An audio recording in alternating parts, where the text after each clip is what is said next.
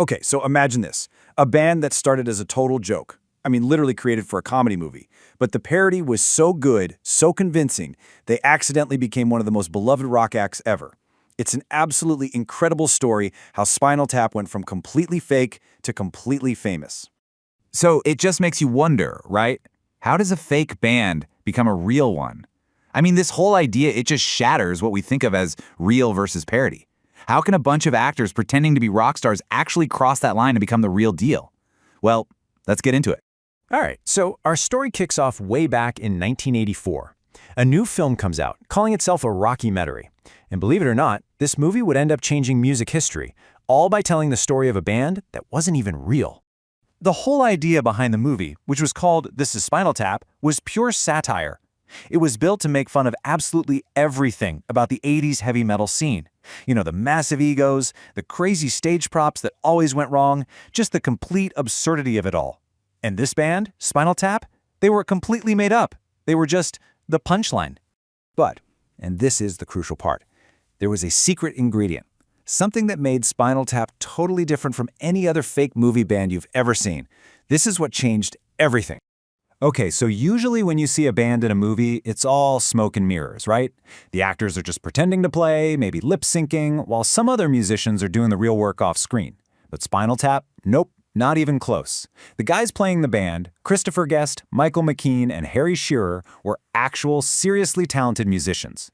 They didn't just act, they wrote all those hilarious songs themselves, they played every single instrument, they even improvised a ton of their dialogue like a real band would, and that authenticity, that was the secret weapon. And because they were so authentic, the parody was just perfect.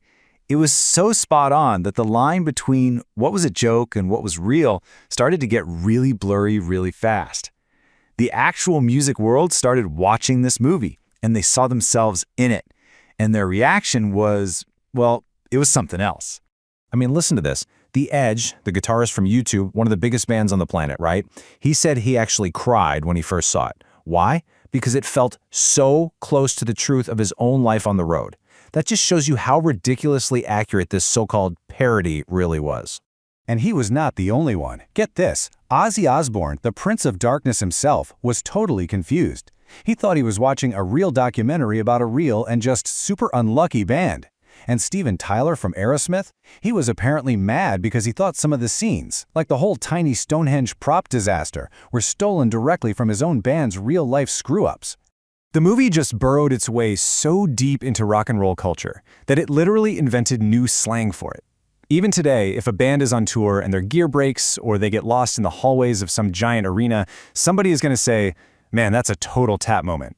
The joke became the official term for rock and roll chaos. And of course, you can't possibly talk about Spinal Tap without mentioning the curse of the drummer. It's one of the most famous running gags.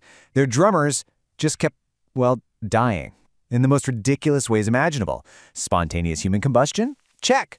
Bizarre gardening accident? Yep. Choking on someone else's hummet? You bet.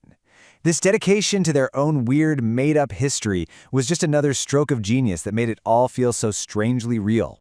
So you have this cult hit movie, you have these genuinely awesome, catchy songs, and suddenly people didn't just want to watch Spinal Tap, they wanted to see Spinal Tap. For real, the demand was just undeniable. This fake band was about to literally step out of the movie screen and onto a real stage.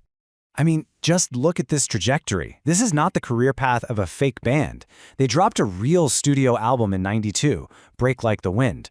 A few years later, they're headlining massive festivals like Glastonbury and playing at Live Earth. Then another album in 2009. It's wild. They ended up having a longer and more successful career than a lot of the actual bands they were making fun of. And here's maybe the biggest sign that they had truly made it. The biggest names in music wanted to be part of the joke. We're talking absolute legends like Slash, Cher, Joe Satriani. They all played on Spinal Tap albums. That's the ultimate seal of approval, right?